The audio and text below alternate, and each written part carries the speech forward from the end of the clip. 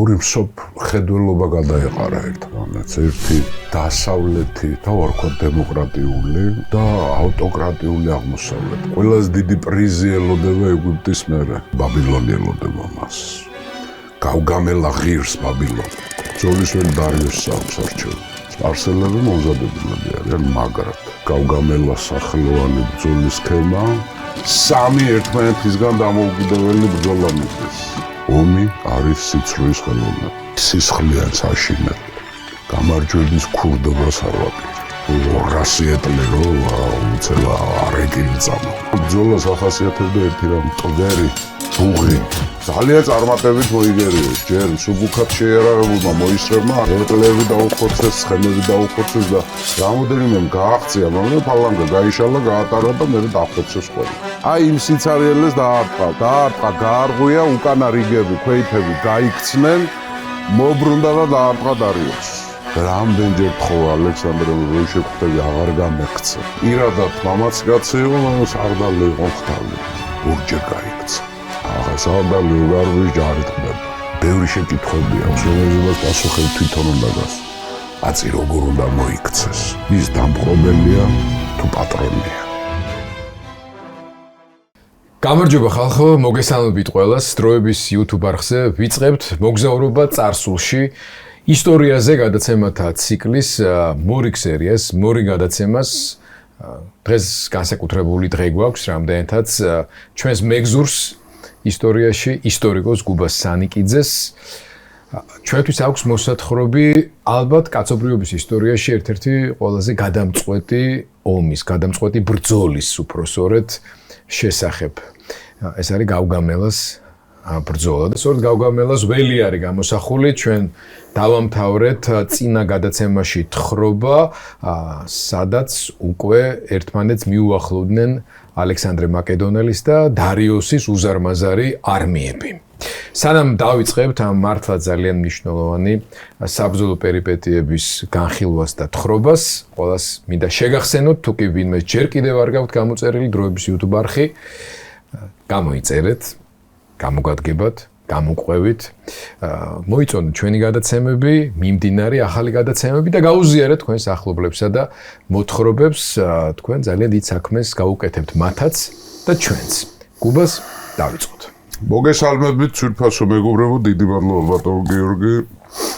ვაგრძელებთ ჩვენს მოგზაურობას წარსულში და უაღრესად დრამატულ მომენტს უახლოვდებით ახლა ჩვენ. ეს არის გადამწყვეტი სანიშანსვეტო ბრძოლა, რომელმაც ყოველგვარი გადაჭარბების გარეშე იქონია გავლენა დანარჩენ, დღემდე გავლენა აქვს გავგამელას მსოფლიოს ისტორიაზე, იმიტომ რომ ჩვენ როცა თავიდან დავიწყეთ ეს ჩვენი მოგზაურობა ისტორიაში, წარსულში, მაშინ თქვით პირველი დაპირისპირება ჩვენ როცა თქვით აღმოსავლეთს და დასავლეთს შორის ეს პერმანენტულად ცივილიზაციური დინამიკას პერმანენტს ხოთაშორის დღესაც ამ ეპოქაში ვცხოვრობ ჩვენ აღმოსავლეთის და დასავლეთის დაპირისპირება გრძელდება. ასეც დღეს ჩვენ უყურებთ თუნდაც უკრაინაში მიმდინარე მოვლენები, დანარჩენ მსოფლიოში. ეს არის გლობალურად რო ავიღოთ, აი ძველი ამბავი არის ეს ძალიან, ეს არის აღმოსავლეთს და დასავლეთს შორის დაპირისპირება მრავალჯერ მოხდა ესა. უფრო ხშირად აღმოსავლეთი იყო აგრესორი, მაგრამ დასავლეთი პასუხობდა ამას მეტნაკლებობით, წარმატებით, მაგრამ საბოლოო ჯამში მაინც დასავლეთის უპირატესობით მთავრდებოდა და დღეს ეს დასავლურ ცივილიზაციას, ასაც ვეძახით ევროპულ ცივილიზაციას, თუნდაც ქრისტიანულს, რასაც ვეძახით ეს გავგამელას დამსახურება. გავგამელამ დაადასტურა დასავლეთის უპირატესობა, აღმოსავლეთზე ევროპის უპირატესობა დანარჩენ სამყაროზე და ამას მერე მოსავალი მოყვება საუკუნეების მერე, როცა ქრისტიანული სამყარო ჩდება, მანამდე რომის იმპერია არის პროდუქტი გავგამელას. შუა საუკუნეების ევროპაც გავგამელას მემკვიდრეობა არის აღორძინების ეპოქა, გავგამელას შედეგი არის და პროდუქტი არის და საერთოდ დასავლური ცივილიზაცია, ევროპული ცივილიზაცია, რასაც ვეძახით, მედიტერანული ცივილიზაციას, რასაც ვეძახით, ეს არის გავგამელას შედეგი. გავგამელაში საბოლოოდ გადაწყდა გამარჯვებულის და დამარცხებულის ბედი. გავგამელამდე კი უპირატესობა ალექსანდრეს მხარეზე იყო, მაგრამ დარიოს ჰქონდა კიდევ დიდი და თითქმის ულევი რესურსები, სამხედრო, პოლიტიკური, ეკონომიკური და სწორედ გავგამელა უნდა ყოფილიყო გადამწყვეტი და მართლაც ასე იყო. ორივე მხარე ამისთვის მზად იყო და ორივე მხარეს ესმოდა. ალექსანდრესაც და დარიოსაც ესმოდა, რომ მესამე ბრძოლა იქნებოდა გადამწყვეტი. და მეოთხე აღარ იქნებოდა.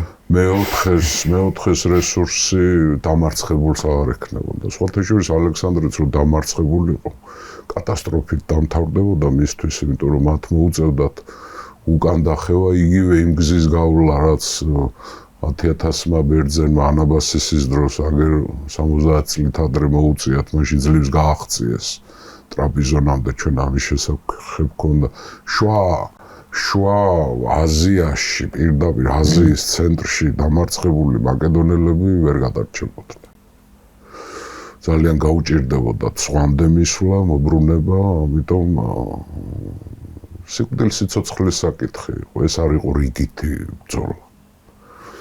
გრანიკოსი პირველი ბრძოლა ეს იყო დასაწყისი ისოსში დადასტურდა მაკედონელების სამხედრო უპირატესობა, მაგრამ გავგამელა ესაა გადამწყვეტი. ამიტომ ეს ველი არის ძვირფასო მეგობრებო, მოუძებნათ ესა და აი აქ არის შემავლება. ადარამ თაგრეხილივით არის, აი ამ შემავლება, რომელიც ბოლომდე არ მთავრდება, ვარავდებენ, რომ აი ამ აქ იყო მაკედონელების ბანაკი და აი აქეთ ამ მხარეს იყვნენ სპარსელების ბანაკი. ეს უკიდაგანოველი არის. მაგრამ გაშლილ ველზეა დაბანაკებული დარიოს. ბრტყელი, ტაფასავით ბრტყელი. ეს თანამედროვე ერაყის ქურთისტანის ჩვენ საუბრობთ, კარგია რომ გამახსენეთ, ჩვენ საუბრობთ თანამედროვე ერაყის ტერიტორიაზე, საუბრობთ კერძოდ ერაყის ქურთისტანზე, იმიტომ რომ ქალაქი არბელა, ესე იგი ეს ველი არის ქალაქ არბელასა და ქალაქ გავგამელას შორის მაშინდელ დროს, უფრო გავგამელას მხარეს იყო. მაგრამ ეს არბელა, ძველი არბელა, ეს არის დღევანდელი ერბილი, ეს არის დღევანდელი ქურთისტანის, ერაყის ქურთისტანის დედაქალაქი და ახლა ერაყის ქურთისტანი აღიარებული სუბიექტი არ არის, საერთაშორისო სამართლის სუბიექტი არ არის, მაგრამ ფაქტიურად დამოუკიდებელი ქვეყანაა. ეს ჩვენ საუბრობთ ახლა, იგივე ის მიგდონია რომ ვახსენეთ, ესეც ქურთისტანია თანამედროვე. თავის სამშობლოს რომ მიამსგავს ეს მაკედონელებმა ჩრდილოეთ ჩვენ ვართ ახლა ჩრდილოეთ მესოპოტამიის უკიდურეს აღმოსავლეთ ნაწილში და კერძოდ ტიგროსის მარცხენა სანაპიროზე ვართ გადასული. მდინარე ტიგროსის მარცხენა სანაპიროზე და სწორედ აი იქ ჩვენ გავაგრძელოთ ახლა როცა 29-ში ღამით 29 სექტემბერს მანამდე 4 დღე ელოდებოდა ალექსანდრე 24-ში მათ სპარსელი ტყვეები ჩაიგდეს და იმ ტყვეებიდან გაიგეს რომ დარიოსის ლაშქარი 12 კილომეტრში არის მათგან.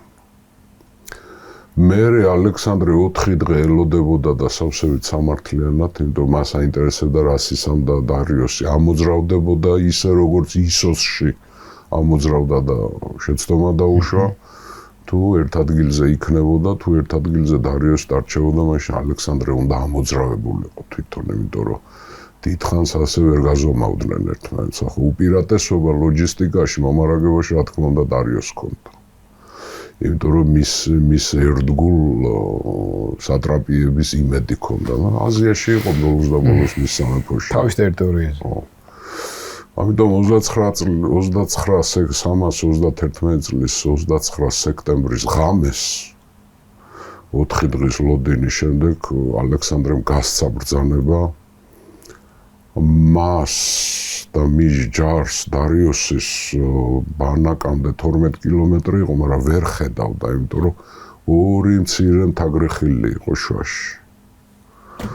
ამით გავიდნენ მაკედონელები, გადაიარეს, ავიდნენ გამთენიისას, გადაიარეს პირველი მთაგრეხილი, მზის ამოსვლის დროს დაინახეს სპარსელების ჯარი უკვე ბანაკი, თვალუწვდენელი ბანაკი. მე გადავიდნენ მეორე მთაგრეხილზე, ანუ სიმაღლეზე დარჩნენ და იქ დასცა ბანაკი ალექსანდრე. ეს არის 30 სექტემბერი. ახლა დისპოზიცია ვნახოთ და როგორი არის, ორივე მხარე განვიხედოთ. როგორც კი დასცა ბანაკი, მან მოიწვია სამხედრო საბჭო ალექსანდრე. დაუძახა სარდლებს, როგორ მოიქცეთ? დღესვე დავესხათ თავზე, როგორც გრანიკოს შიქნა და როგორც ისოს შიქნა, მისვლისთანავე რო შეტევაზე გადავიდა, თუ დაველოდოთ. სხვათა შორის მისი ჰეტერების და სარდლების უმრავლესობამ თქვა, რომ ბარემ დავესხათ. იმიტომ რომ მათ არგუმენტი ჰქონდათ, რომ რახან ამხელა მასაა სპარსელების, ჩვენ ჯარში არ გაჩნდეს შიში. მით უმეტეს ეს არ არის გრანიკოს, ეს არ არის ისოსის შეზღუდული სივრცე, გაშლილი ველი, სადაც სპარსელების 250,000-იანი არმია დგას და კავალერიაში აქვთ რამოდენიმე ჯერ უპირატესობა და სპარსელების გაშლილი ველი არის სახიფათო ყოველთვის. მცირე ჯარისთვის გაშლილი ველი არის სახიფათო, ჯოჯოხეთი. ჯელი ბალყაში მარტივად ეს დაუწერელი კანონია, მცირე მხარე, შედარებით მცირე ძალების მქონე მხარე არიდებს თავს გაშლილ ველს, ახლა იგივე ქნა დავითმა დიდგორში.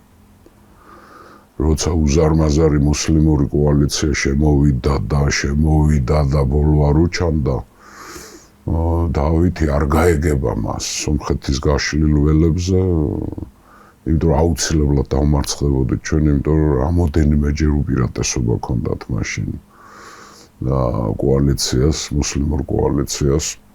ამიტომ დავითის გენიალურობაც ამაში არის, რომ ბრძოლის ველი თვითონ აირჩია.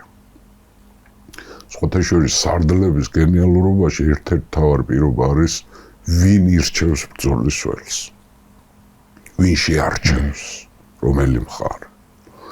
დავითმა მანგლისის ხეობა შემოიტყუა, არის ასეთი ცნობა, რომ თითქოს და პირველ შეტაკებაში დამარცხდა, არა და აშკარად თავი დაიმარცხა სავით, რომ მათ გული მოცემოდა და ამ ხეობებში რომ შემოვიდნენ, უკვე თბილისში უნდა შესულიყვნენ, მაშინდელი თბილისის საამირო ამ მუსლიმურ კოალიციას როგორც განმანთავისუფლებელს ისე ელოდებოდნენ, ამ გურჯი მეფისგან და სწორედ იმ ხეობაში მოსპოდა განადგურა დავითმა. მის გენიალურობაც ამაში არის. აი აქ გავგამელასდა. ბრძოლის ველი დარიოსს აქვს არჩეული. როცა 4 დღე ელოდებოდა სპარსელების ამოძრავებას, დარიოსმა ის შეცდომა არ დაუშვა, რაც ისოსში დაუშვა, როცა გაშლილი ველიდან ამანის მთებში შევიდა ვიწროებში, თავი დაამარცხებია, ვერც კავალერია გაშალა, ვერც ქვეითი ჯარი გაშალა იქიდან, აჯობეს მაშინ მაკედონელებმა. რიცხობრივი უპირატესობა ვერ გამოიყენა ვერაფერში. შეზღუდული შეეშალა. შეზღუდული სივრცე ყოველთვის უმცირესთვის არის. ამიტომ არის მთა შეზღუდული სივრცეებია, ხეობებია, ხო, დინარეებია, გადასალახი. ამიტომ არის რომ ყველა დიდი იმპერია რა არის, დიდი ჯარი ყავს. ყველა დიდი იმპერიას უჭირდა მთის დამორჩილება. ამიტომ ვერ დაგვიმორჩილეს ჩვენ. ამიტომ ვერ დაიმორჩილეს თავისუფლად რომის სახელოვანმა უნივერსალურმა იმპერიამ, რომელიც შოტლანდიიდან ეთიოპიამდე და მაროკოდან უკრაინამდე იყო და ყირიმამდე გადაჭიმული, ხო? შოტლანდიელებს ვერაფერი ვერ უქნეს. მაშინ პიქტები ერქვათ მათ. თუმცა მთიანი იყო. ეს მე-9 ლეგიონის ლეგენდა კი მართლა ასე დაიკარგა მთელი ლეგიონი ეს დღემდე გამოცანა არ სად დაიკარგა აი ხეობებში ფილმებიცაა გადაღებული აქ ბრძოლისველი არჩეული აქვს დარიოს სპარსელებს აქვს არჩეული ახლა მოუბრუნდეთ ისევ სამხედრო საბჭოს უმრავლესობა ამბობს რომ დავესხათ ინიციატივა იყოს ხო გავიდეთ არ დაველოდოთ სანამდე ეს ჩვენი ჯარისკაცები თვალში არ შეაჩვენ მათ სიმრავლეს და შეიძლება შიშის ხო ეს კი არ ნიშნავს გაიქცეოდნენ ახლა გამორიცხულია მაგრამ გააჩნია როგორ განწყობით შედიხარ ბრძოლაში ხო მაგრამ წინააღმდეგ წავიდა ორი მთავარი ავტორიტეტი წავიდა წინააღმდეგ პარმენიონი და ალექსანდრეც და სწორადაც წავიდნენ წინააღმდეგ იმიტომ რომ ის უპირატესობები რაც ჰქონდათ ისოსში და გრანიკოში ის უპირატესობა არ აქვთ უკვე მათ მაკედონელებს მთავარი პრობლემა არის ის რომ გაშლილ ველზე არის სპარსული არმია და აბსოლუტურად მომზადებული დარიოსმა გაითვალისწინა ეს ორი შეცდომა დაუშვა იქ დარიოსმა გრანიკოში დაუშვა უსარდლობა სარდალი არ ავდათ გრანიკოში და ისოში დაუშვა სივრცის ნაკლებობა ახლა სარდალიც არის თვითონ სივრცეც აქვს და ხუთმაგი უპირატესობა აქვს მთელი ზემო პროვინციები არის ჩამოსული და საკმაოდ ბევრი დრო ჰქონდა ახლა ჯერ მარტო ტიროსის ალყა 7 თვე გაგრძელდა მერე 2 თვე ღაზის ალყა იყო მერე ეგვიპტეში ზამთარში იყო ალექსანდრე ანუ აი ლამის ერთი წელი ჰქონდა იმისთვის რომ ლოჯისტიკურად შეიარაღებით კონტინგენტების ჩამოყვანით ახლა ჯარების ჩამოყვანა დღესაც უფრო რთულია და ხმაში აიქნებოდა ხო მოახერხა სპარსელები მომზადებულები არიან მაგრად შეცდომები გათვალისწინებული აქვს ერთი მინუსი აქვს დარიოს იმდენი ბერძენი მოქირავნე აღარ აყავს უკვე ანგარიშოვან სადღაც 6-დან 7,000-მდე არიან ბერძნები უკვე და დანარჩენები მანამდე ისოში დაიღუპნენ ნაწილი გაიქცა ნაწილი გრანიკოსში დაიფანტა და დახოცეს და ბევრი კიდე აგისთან ჩვენ გავიარეთ წინა მოგზაურობაში აგისთან გაიქცნენ სპარტის მეფესთან ის უპატრონო მოქირავნები აქ არ აყავს ბერძნები ბევრი დარიოს საბჭოზე ყველა თითქმის იძახის შევებათ შეუტიოთ პარმენი და ალექსანდრე იძახება არავითარ შემთხვევაში დავასვენოთ ჯარი და დავზვეროთ ყველაფერი ამ დაზვერვას ოთაშევში თვითონ ალექსანდრე ჩაუდგა სათავეში სუბუქი კავალერით დაიწყო აი ველის დათვალიერება საერთოდ რეკოგნოსცირება ქვია ამას სამხედრო ხელოვნებაში ანუ დაზვერვა შესწავლა ამის უდიდეს სპეციალისტი იყო ნაპოლეონი თვითონ ათვალიერებდა ბრძოლის ველს ამის სპეციალისტი იყო კეისარი ამის სპეციალისტი იყო ჰანიბალი თვითონ შვებოდნენ არავის არ ავალებდნენ ბოროდინოს ველი ნაპოლეონმა თვითონ დაზვერა როცა კუტუზოვი ეტლით დადიოდა ეს მითი როა შექმნილი გენიალური სარდალი კუტუზოვი და ეტლიდან არ ჩამოსულა ბარკლაი დეტოლის დათვალიერებულ საბუთებზე დაალაგა ჯარი. თვითონ არ დაუთვალიერებია. ყველა დიდი სარდალი თვითონ ათვალიერებს ბრძოლის ველს. ჰანიბალი იმდენად გენიალური იყო, რომ კანას ბრძოლაში ქარის მიმართულება გათვალა.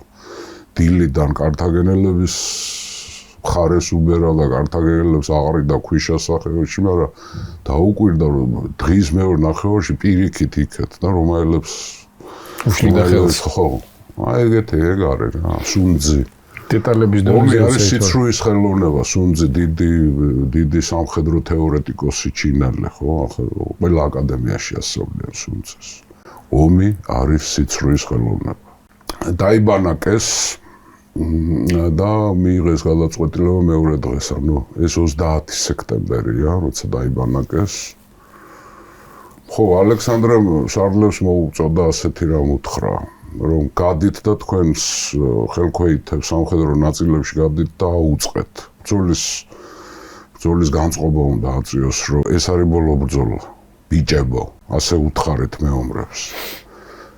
ჩვენ გავიმარჯვებთ, იმიტომ რომ თავისი ფეხით არის მოსული დარიოსი და ამჯერად ვეღარ გაგვექცევა. ამ ბრძოლას მოვიგებთ და აზია ჩვენია. მაგრამ უმკაცრესად გააფრთხილა ყველა, რომ ბრძანებების უზადო შესრულება. საერთოდ ჯარის მართვა, ძვირფასო მეგობრებო, არის ურთულესი ხელოვნება. ეს დღესაც კი კომუნიკაციების პირობებშიც კი და კავშირგაბმულობა და კავშირი ახლა დღეს აქაც კი ურთულესი ამბავი და მით უმეტეს ძველ დროში. სხვათაშორის ნაპოლეონს აქვს ნათქვამი, რომ 100,000 მეომარზე მეტის მართვა თითქმის შეუძლებელია. 100,000-იანი არმია რო ყავს, ფაქტიურად ვერ მართავ. მაშინ ბრძანების გაცემა როგორ ხდებოდა, ხო? ოფიცრებს განსხვავებული დასაცმელი ეცოდა, სტანდარტები და სამხედრო დროშები აქედან მოდის, რომ ყველა ჯარისკაცმა უნდა დროშა რატო არ და სტანდარტი უნდა იცოდეს, სად იკრიბება მისი შენაერთი. იმიტომ დაახლოებით 100 მეტრის იგეთ შე ვერაფერს ვერ ხედავ. თან ბრძოლას ახასიათებდა ერთი რამ ტვერი, ბუღი.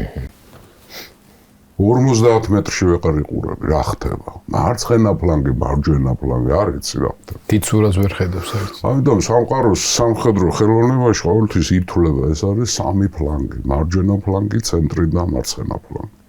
და ეს ფაქტიურად არის დამოუკიდებელი შენაერთები. ანუ ერთი არმია კი არა, ფაქტობრივად 3 არმია იგებს. ფლანგი, ცენტრი, ერთი ფლანგი მარჯვენა და მარცხენა და შუაში ცენტრი. ამიტომ გადამწყვეტი მნიშვნელობა აქვს, ვინ სარდლობს ამათ. მარცხენა ფლანგს, მარჯვენა ფლანგს და ცენტრს. ეს 3 დამოუკიდებელი, მით უმეტეს დიდი არმიებზე თუ არის ლაპარაკი. ახლა მაკედონური არმია გაწვრთნილი იყო, დისციპლინირებული იყო, ფილიპეს რკინის და ცეცხლის დისციპლინა ჰქონდათ გამოვლილი, მაგრამ მაინც რთული სამართავი არმია. და მით უმეტეს ამხელა მასა რო დგას შენ წინ. ამიტომ მან გასაბრძანება უმკაცრესი. უზადო რო არასოდეს არ შეგისრულებიათ, ისე უნდა შეასრულოთ ბრძანებები. და მე დარწმუნდებით, რას იზამს აქ ეს. და მისი ჯარი როგორ იქცევა. ეს არის საოცრ. დღესაც გაკვირვებულები არიან სამხედრო სპეციალისტები, რასაც იზამს და ჩვენ ახლა სქემაზე გადავართ, თქო ჯერ არა. ბრძოლის სქემას. და კიდევ გარდა ამისა, ძალიან ხალისიანად არის ალექსანდრე, ძალიან ისე უჭირავს თავს, სარდლის განწყობა გადადის ჯარზე. და მოუწოდა ყველას, რომ გადით თქვენს ნაწილებთან, გადაეჭები ბრძანება, აუცილებლად გავიმარჯვებთ, დარიოს დავამარცხებთ, აზია ჩვენი იქნება, დიდი სიმდიდრეები ჩაგვივარდება ხელში, მაგრამ ყველა მაგრად უნდა იომოს. და გადით და ადრე ივახშმეთ და ადრე დაწექით და დაიძინეთ. დააძინეთ ჯარი, დასვენებული უნდა იყოს. გამოვიდნენ ეს სარდლები, გამოვიდა ყველა. თვითონ დარჩა მარტო. გარავში. შებრუნდა პარმენიონი. და ეუბნება ალექსანდრეს, რომ ალექსანდრე ძალიან დიდი ჯარი ყავს დარიოს და გაშლილ ველზე ვართ და დღე ვერ მოვერევით. და იქნებ ღამე დავესხათ თავზე. ვერ მოვერევით ამათ ჩვენ. ალყას დაგვარტყავენ. ალექსანდრემ გასცა ასეთ პასუხი, რომ მე გამარჯვების მოპარვას არ ვაპირებ. და მთელი შემდეგი ეპოქებში იქნება ლაპარაკი, რომ ალექსანდრემ ღამით მოიპარა გამარჯვება. გამარჯვების ქურდობას არ ვაპირებ. დამშვიდდი პარმენიონ. ხვალე დილით ვიწყებთ ბრძოლას, გავდივართ საომრად. დაწვა დაიძინა. ეძინა ძალიან ღრმა, ხოთაშორის ასეთი განსაცდელების დროს ვინ როგორ იქცევა და როგორ ძინავს. ამას აქვს ძალიან დიდი მნიშვნელობა, რამოდენიმე მაგალითს მოვიყვანო, ხო ვინ როგორ იქცევა.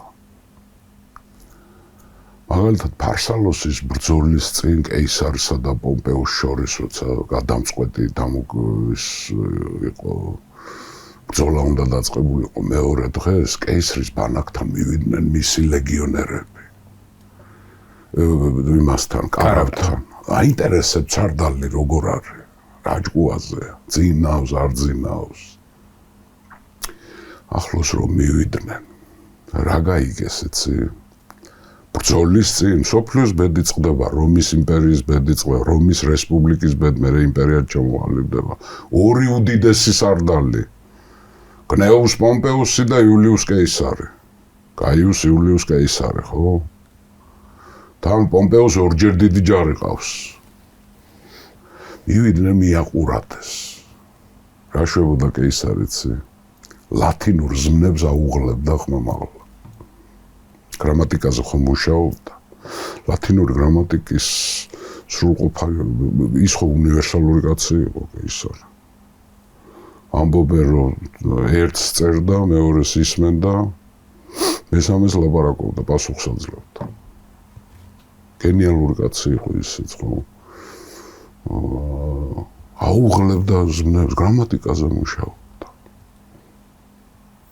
რა ნერვები უნდა ქონოდა ახლა ომთან დაკავშირებით არ არის პირველი კოსმონავტი ვიცი ჩვენ რო არის იური გაგარინი ძალიან საინტერესო ამბავს გეტყვით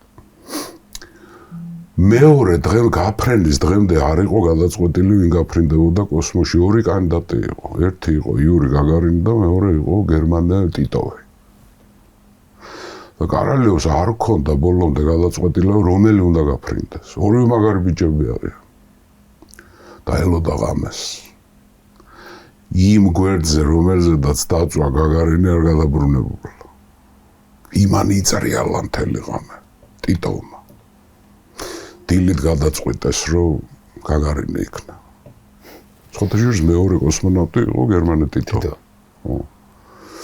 ან ნერვული სისტემა როგორი გაქვს ამან დაიძინა ძალიან ღრმად ალექსანდრე ბრძანებები შესრულდა იოახშმა ჯარმა და ადრე დაწუნენ დაიძინეს ხარ ახტება სპარსელებთან დარიუს როგორ ძინავს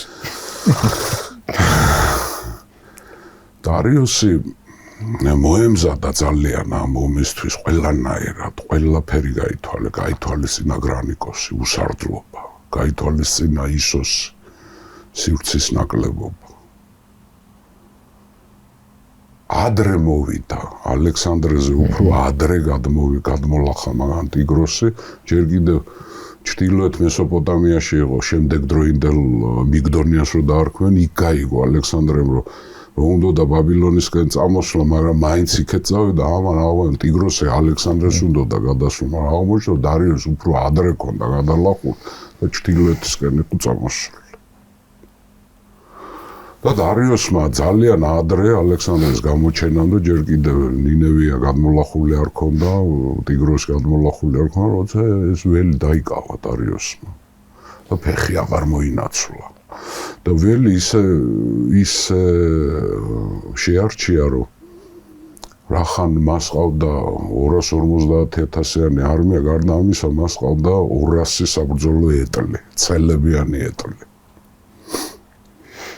ამ კავალერი და დიდი კავალერი ამ მხედრობა ცხენოსნები ამ ცხენოსნებისთვის და ეტლებისთვის რომ მიწა გაესწორებე გაწმინდა ყველაფერი ბუჩქები ორმოები ამოავსო გაასწორა გავგამელოს ველი იმისათვის რომ მე შეტევა განეხორციელებია უპირატესი ძალით კერძოდ კავალერით და ცელებიანი ეტლები ცელებიანი ეტლი რას ნიშნავს ეს არის ეტლები, რომელსაც წინ, ცხენების წინ და გვერდებზე, ან ბორბლებზე აქვთ გალესილი ცელები და ეს არის ძალიან საშინელი იარაღი. სადაც ჩაივლის ჟლეტს და ჩეხავს ყველაფერს, მაგრამ თავისი ტაქტიკური მონაცემებით უკვე ჩამორჩენილი იყო ცელებიანი ეტლების ეპოქა გადასული იყო. ასურეთის დროს და რამზეს მეორეს დროს ეგვიპტეში და ქადეშის ბრძოლის დროს და ხეთების იმპერიის დროს ამართლებდა, მაგრამ ანაქრონიზმი იყო უკვე ეს ცელები, მაგრამ ძალიან სახიფათო ძალა იყო, ახლა თქვენ წარმოიდგინეთ 200 ეტლი რომ უცებ არეკილი წამოვა. ჯერ თავისი მასით, ამერე ამ ცელებით. ამიტომ გაწმინდა ეს ველი დარიოსმა და დააჯდა ფესვები გაია, ფეხს არ იცვლის და 4 დღე ხო ელოდებოდა რომ ახარ დაიძრა, მერე ეს წავიდა თვითონ. მაგრამ აკვიატებები ქონდა და აკვიატებებმა დაუპა დარიოსს. რაც პარმენიონმა უთხრა ალექსანდრეს რომ ღამე დავესხათ. ალექსანდრის გენიალურობაც ამაში. და ღამეზე თავდასხმაზე უარი რო თქვა ალექსანდრემ, მე არ ვქურდობ გამარჯვებას, არ ვიპარავ გამარჯვება. დარიოსაც ეს ქონდა აკვიატებული რომ შეიძლება ღამე დამესხას ალექსანდრე. 30-ში საღამოს მთელი ჯარი გამოიყვანა, დაალაგა და დააყენა ველს. იმის მოლოდინში რომ შეტევას დაიწყება ღამით. ღამე მოვა რა, მომეპარება ჩუმად მოვა და ამიტომ მზად უნდა რომ მთელი ღამე გაათენებია ჯარს, ფეხზე. შეიარაღებული, თვითონაც არ ეძინა, ეტლით დადიოდა და აგულიანებდა ამ თავის ჯარისკაცებს იქ. მთელი ღამე ფეხზე გაათენეს სპარსელებმა. ღამის გათენება ჩვენ ყველას გაგვითენებია, დილით აღარ ვარ გიხარ არაფრად. ფეხზე იდგა შეიარაღებულია, რამოდენიმე კილოგრამი აღჭურვილობა ახალბაც დაждდებოდნენ, ანჟელო წამოწული, მაგრამ ძილის ტეხა.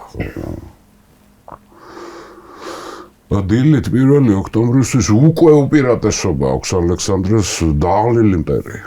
უძილო დგას მტერი მის, აი დარიოსის არ ვიცი ახლა შეცდომა, რავი, რო დაეჯერებია იმ პარმენიონისთვის და ამე შეეტია, რავი, ჭილო მართალი გაუმდგარიყო. ხო, იმენ დააზღვია სიტუაცია, მაგრამ ისტორია არის შემთხვევითობების კრებული, ერთხელ თქვით ჩვენ, ხო.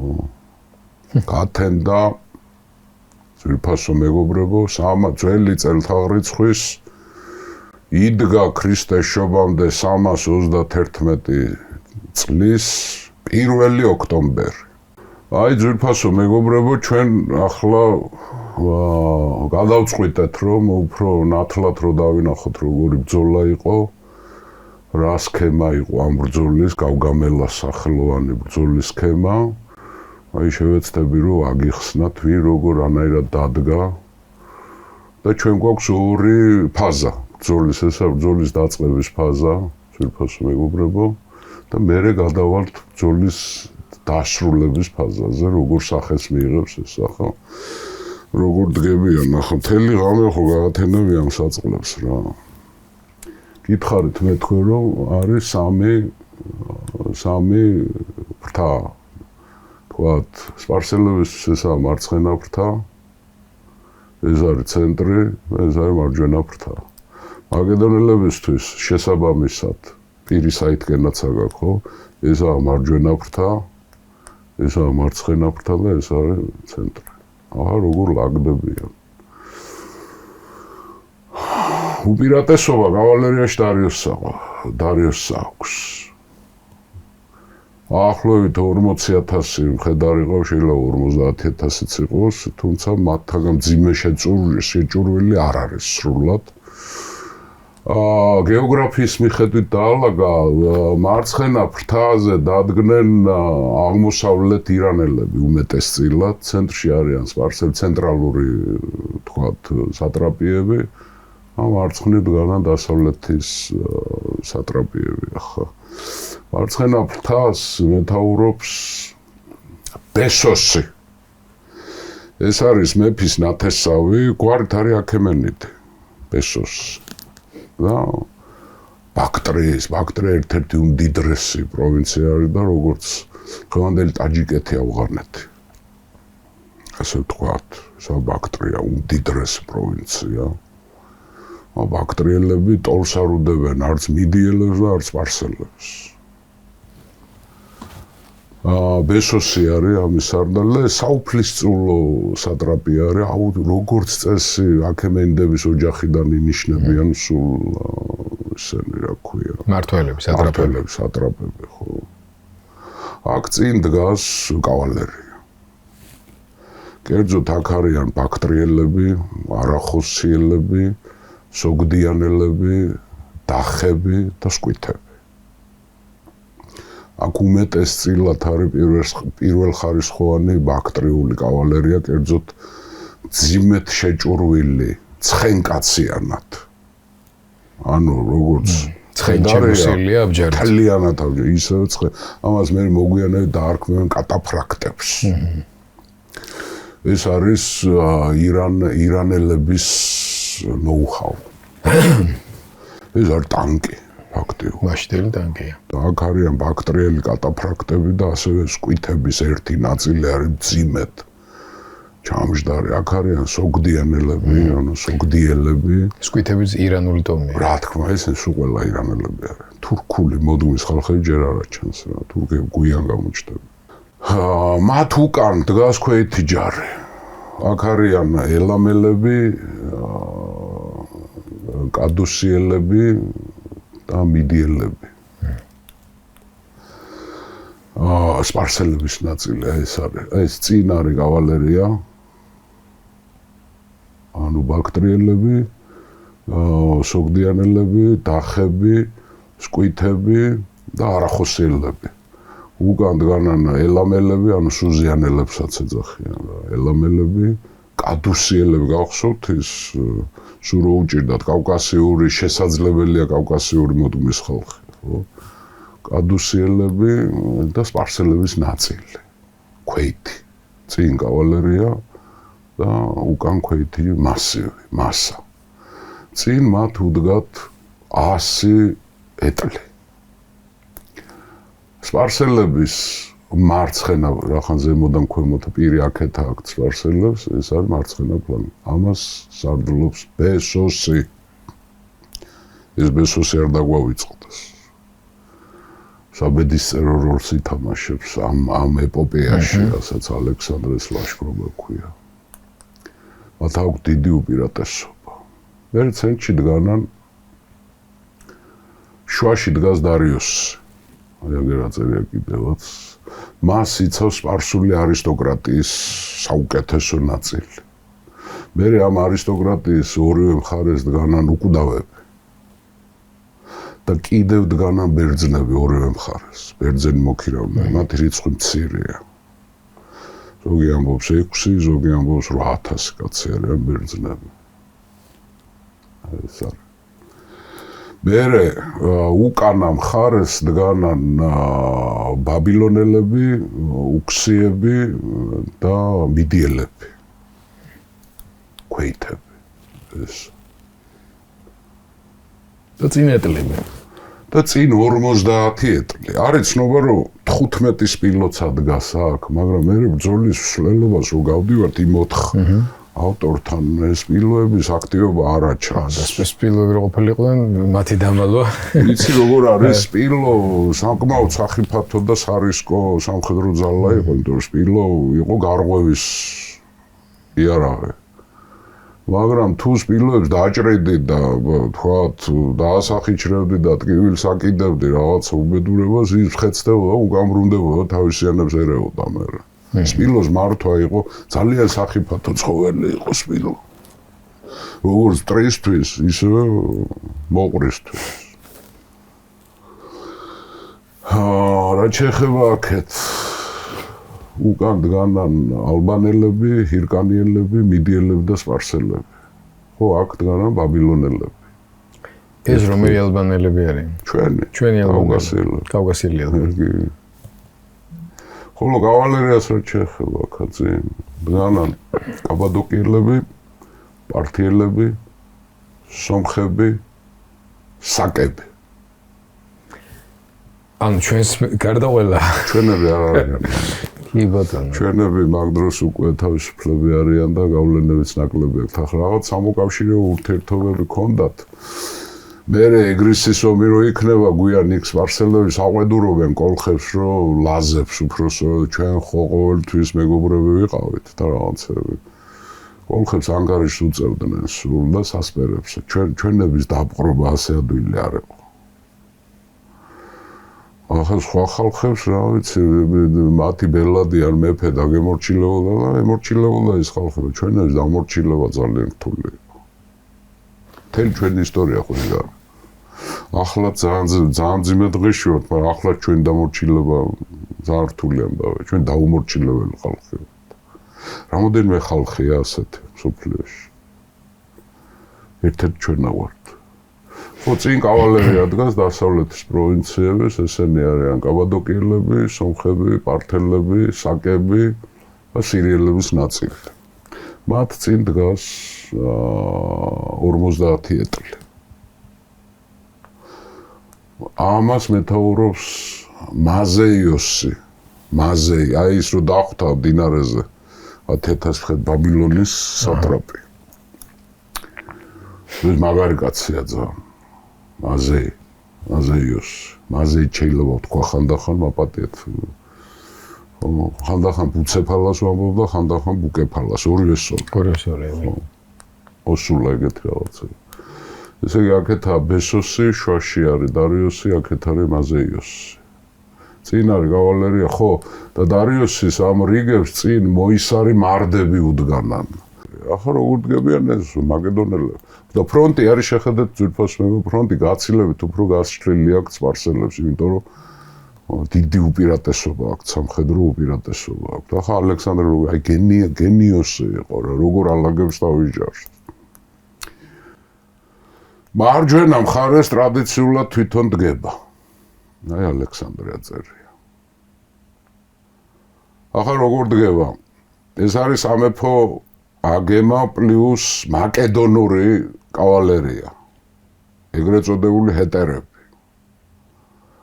სამეფო აგემა არის 2 ილა, ანუ 400 კაცი და 8 ილა არის ჰეტერების, ანუ 2000 მძიმედ შეჭურვილი კავალერისტი დგას აქ. მისგან მარცხნივ ცენტრისკენ ფალანგაზე მიჯრით დგანა ჰიპასპისტები, გახსოვთ თქვენ ქვეითი გვარდიელები. თებეს სამხედრო ხელოვნება. აქ ეპამინონდას თემა მედეს, რაც მამამისმა ბავშვობაში ისწავლა დიდი თებელი სტრატეგოსისგან, ეპამინონდა იგივე საკეთებს. ეს არის ირიბი, მრუდე, წყობა, ჩაქუჩი, გრდემლი და ურო და გრდემლი, რატო ქვია ურო და გრდემლი, იმიტომ რომ ურო ეს არის, ანუ არღვევს ერთ ხარს და მე უკან მოდის და ურტყავს და გრდემლი არის მთავარი პოზიცია და სრისავს ტერს და მე რამდენჯერ შვება, ჯერ ფილიპე შვებოდა, ქერონიაში ქნა, ამან ყოველთვის ამას შვება. გრანიკოსშიც იგივე ქნა და ისოსთანაც იგივე ქნა. ერთი ფლანგი თვითონ უდგას სათავე, ერთი ფლანგი არის ყველაზე აგრესიული. და საუკეთესო მეორები, ანუ ეს არის აგემა პლუს ჰეტერები, ჰიპასპისტების კორპუსი, ქვეითების, მაგრამ რკინის დისციპლინით, წინ დგანან აგრიანები, მოისრები. საუკეთესო, ოღონდ ნაწილი ნახევარი აგრიანების. ხოლო ფლანგიდან რო არ დაარტყან, აქ დააყენა პეონების კავალერია. აკონტისტების შუბოსნები და ბერძენი მოკავშირეები.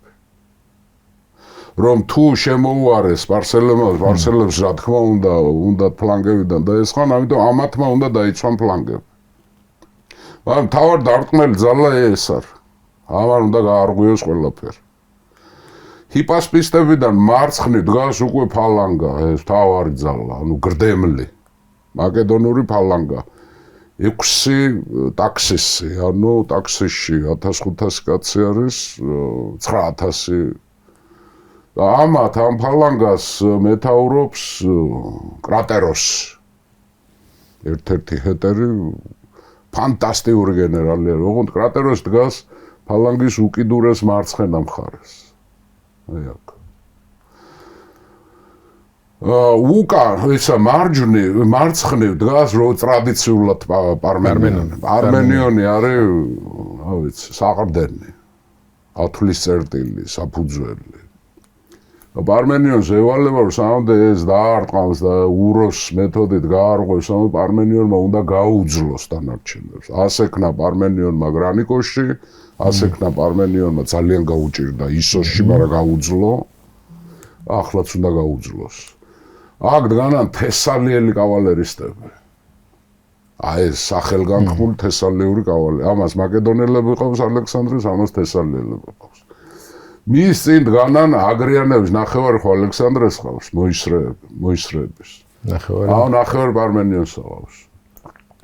და აქ დგანან უკვე თრაკიელები, როგორც მხედრები, თრაკიელები, ბერძნები და უკან კიდევ დიდი ალყის გარდაიცვალა ეს.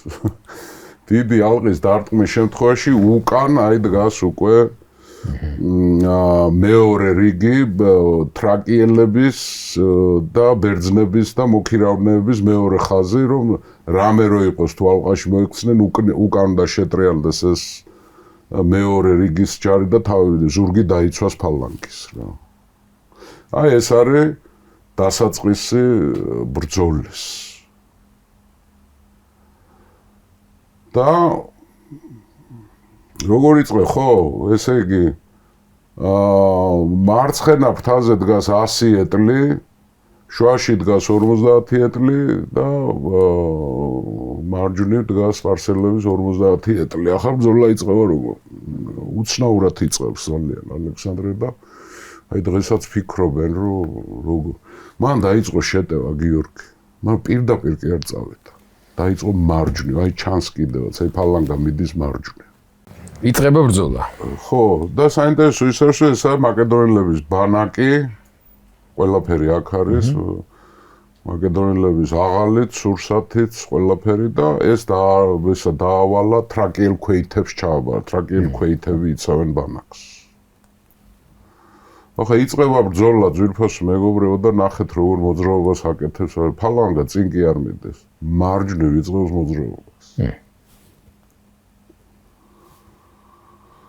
არის მოსაზრება რომ აქ წინ სპილოები იდგნენ და იმას აარიდეს, მაგრამ არა ჩანს. მე პარმენიონ კი იჭერს იმ სპილოებს, მაგრამ ბრძოლის ველზე არ ჩანს ეს სპილოები, როგორ ჩანს შეიძლება უკან იყვნენ რაღაც, ცოტა გაურკვევლად ერთ წყაროშია მარტო სპილოები.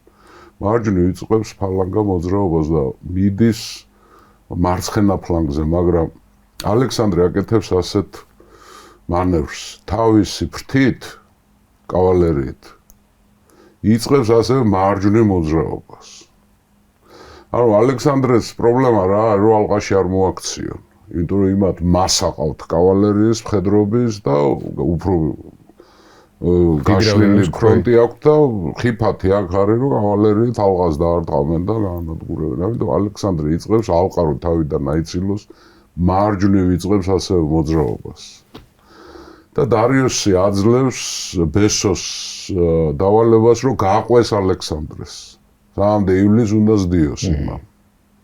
ანუ პარალელურად მოძრაობს, მაკედონური კავალერია ალექსანდრეს მეთაურობით და სპარსელების მარცხენა ფლანგი პარალელურად მოძრაობენ. ფრონტი გრძელდება. იქეთ მიდის, მაგრამ როცა ეს მოძრაობა დაიწყო, ნახე რა შვება.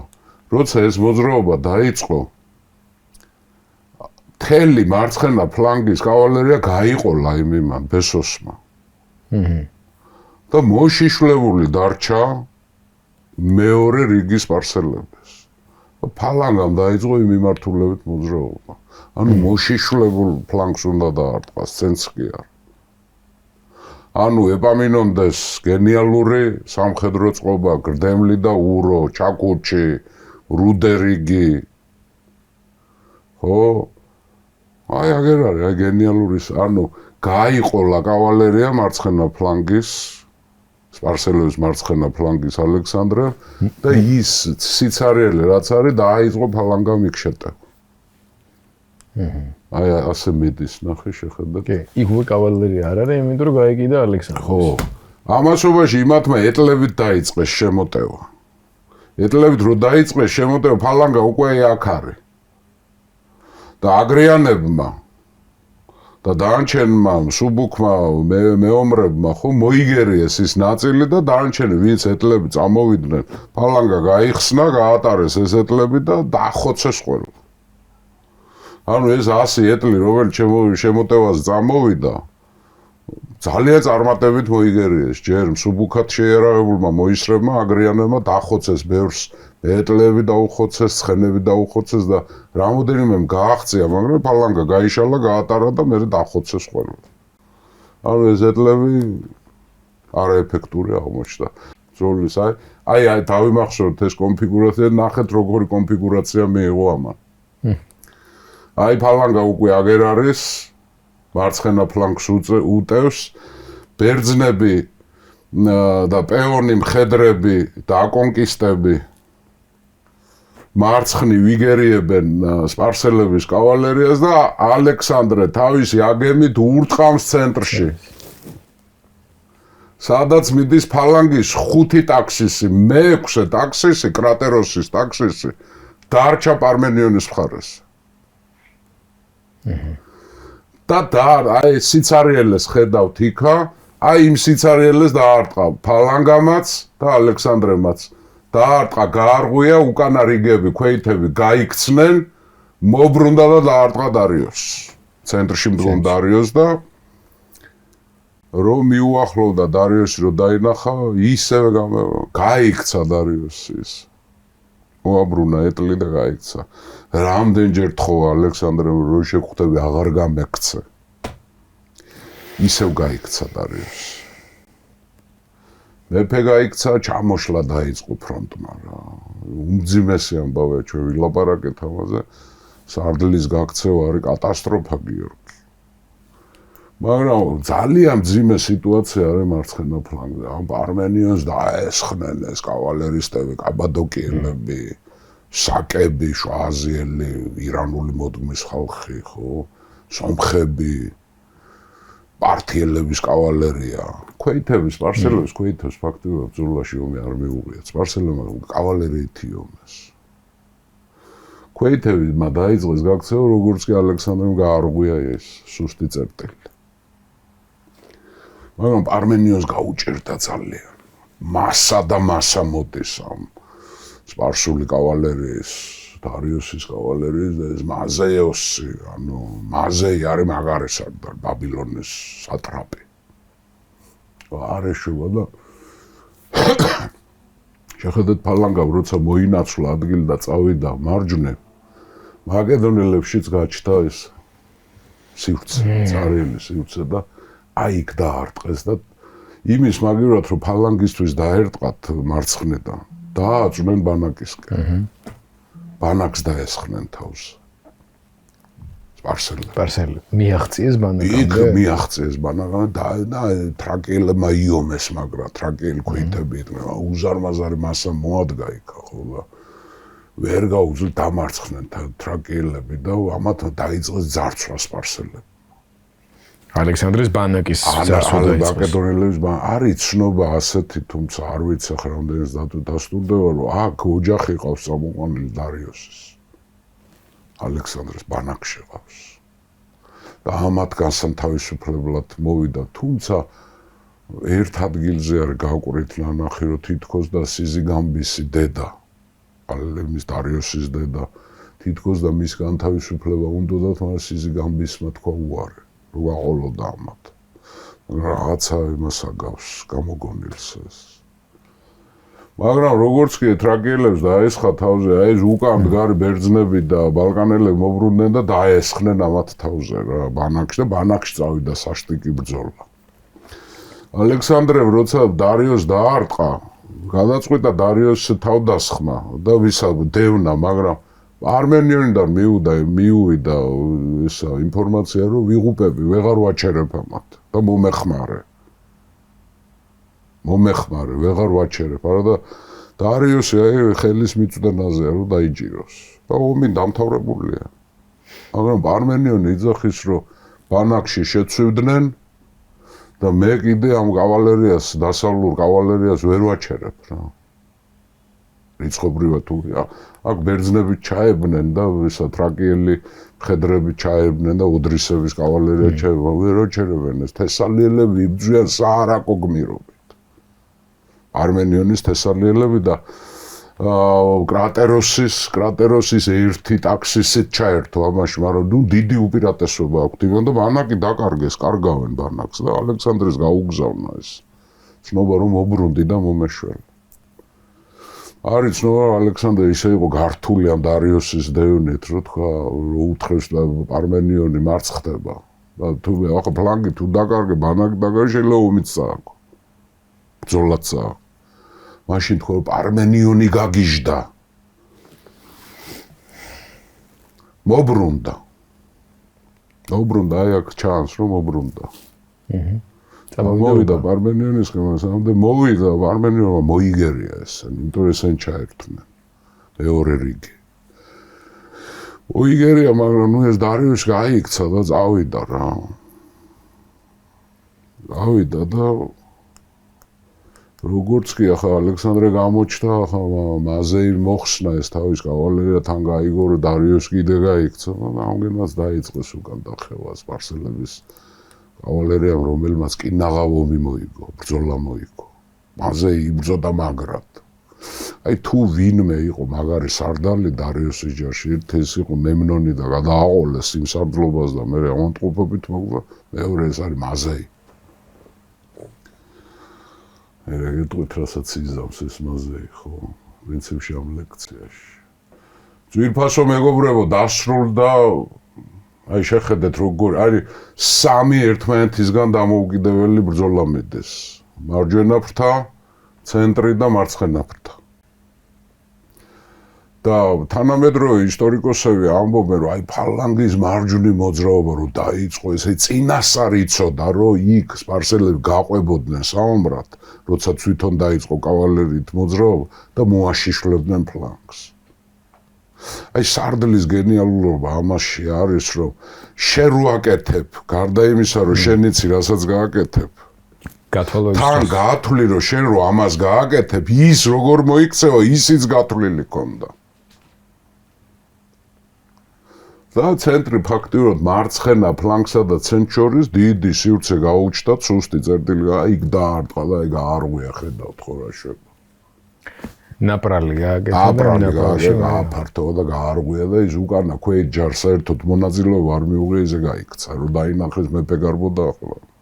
და ის სუსტი წერტილიც გათვლილი ქონდა, რომ დარიოსი თუმცა თვითონაც ქონდა სუსტი წერტილი აქ, ესეც განსაზღვრა და ამიტომ დააყენა უკან ეს ბერძნები და თრაკიელები. მაგრამ მე ამ შემთხვევაში გულისხმობ დარიოს როგორც სუსტ რგოლს მთელ სამს ისტორიაში. და აღმოჩნდა რომ კრიზისულ მომენტში არ არის, ხო. სუსტი რგოლი სპარსელების ჯარში ორივე ომში. ბრძოლაში ისოშიც და იმაში რა ქვია გაუგაბელასთან აღმოჩნდა სარდალი. ისე აკეთა ფლანგზე. დარიოსი სულ არ ლაპარაკი, მამაცი კაცი იყო პირადად. კადუსიელების ბელადი რომ მოკლა მაშინ. არტაქსერქსე ოხოსის დროს მე სომხეთის სატრაპი რო გახდა ხო, ვილაპარაკეთ რა. პირად სიმამაცე ქონდა, ღირსეული კაცი იყო, სამართლიანი მეფე იყო სხვათა შორის. არ ვიცი ახლა სწორად შევადარე თუ არა, ახლა ნიკოლოზ მეორეს ახლა 7 და ძლიერი რო ყოფილიყო და ალექსანდრე არ ყოლოდა მტერი ახლა სპარსეთის იმპერიას, ალბათ საუკეთესო მეფე იქნებოდა დარიოსი. სამართლე ხალხსაც უყვარდა სხვათა შორის. არა მარტო სპარსელებს, ანუ დაპყრობილ ხალხებსაც. ეგვიპტელებს ძალიან კარგად ეკცეოდა, მიუხედავად იმისა, რომ მისი წინა მეფეები სპობდნენ ეგვიპტეს. ოხოსმა ხო გახსოვთ რა უკნა ეგვიპტეს. ის რა ქვია, ღმერთი აპისი მოუკლა ეს ხარი, საღვთო ხარი და შეჭამა საწყალამ ეგვიპტელ ქურუმებს აყურებდნენ და ღმერთის შეჭმას. ხო? მაგრამ ნუ აი პირადად მამაცი კაცი იყო, მაგრამ სარდალი იყო მხტალი. ორჯერ გაიქცა. ახლა სარდალი რო გარბის ჯარი ტყდება. ან რო დაიჭრება, ან ხმა რო გავრცელდება. რო სარდალი დაიჭრა, ან მოკვდა, ან გაიქცა. იმიტომ რომ ეს არმია მაინც იერარქირებული ორგანიზმი, ესეთი იერარქირებული ორგანიზმი, როგორც არმია, სოციალური ჯგუფი, აი მკაცრად იერარქირებული ეს არის არმია. კასტებზე უფრო იერარქირებულია. კასტური სისტემა არსებობს, ხო? ჩვენ ვლაპარაკობთ ინდოეთში არ დღესაც ვერ მოუხერხა ინდურმა დემოკრატიამ იმ კასტებს ვერაფერი. ძველ ეგვიპტეში იყო კასტური სისტემა, მაგრამ არმიასნაირი არავინ არ არის. ოფიცერი არის ღმერთი.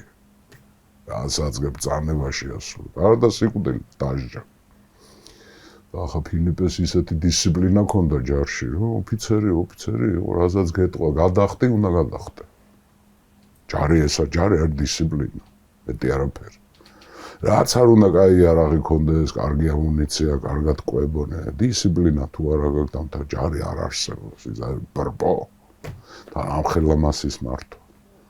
და კიდევ ერთხელ დაადასტურა ალექსანდრემ რიცხვი არაფერს არ გაშლილ ველზეც მოიგეს.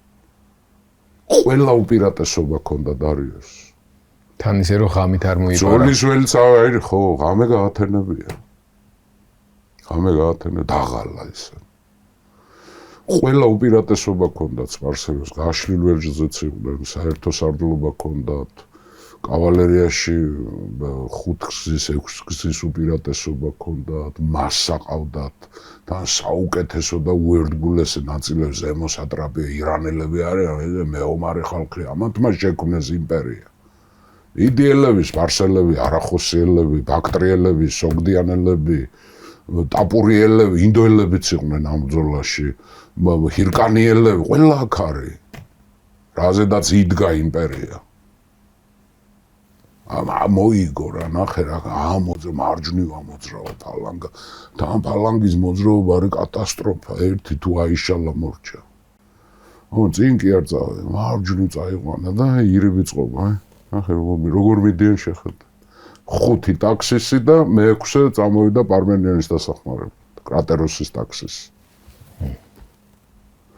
პარმენიანმა გაუძლო ბანაკი გადაარჩინეს ალექსანდრე მანევრი გაუკეთა იმას ბესოს და გააიხმო მისი მხედრობა და მერე შეატოვა ბერძნებს და პეონ მხედრებს და მსუბუქად შეიარაღებულ მეომრებს და თვითონ ამ აგემათი და ჰეტერებით გაარღვია გავიდა ბოლომდე რა. ერესდია იმას, მაგრამ მე მოbrunდა პარმენიანის მოსახმარებლად. ეს არის გრანდიოზი, აი ხა მსოფლიო სამხედრო ხელოვნებაში ახ ბევრი ბრძოლა სანი უნივერსალური ბრძოლები არის ასეთი, მაგალითად ძველ დროში ეს არის გავგამელა. უდაოდ.